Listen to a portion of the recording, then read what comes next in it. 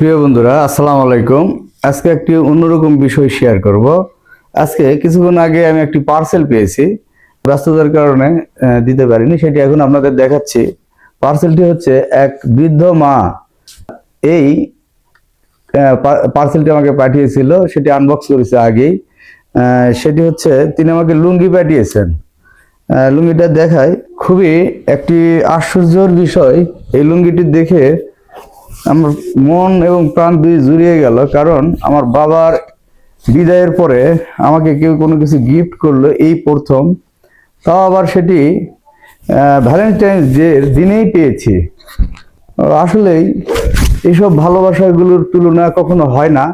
প্রিয় বন্ধুরা, ভালোবাসার এই সব ভালো মানুষের জন্যই টিকে আছে বা পৃথিবী অনেক সুন্দর হয়েছে।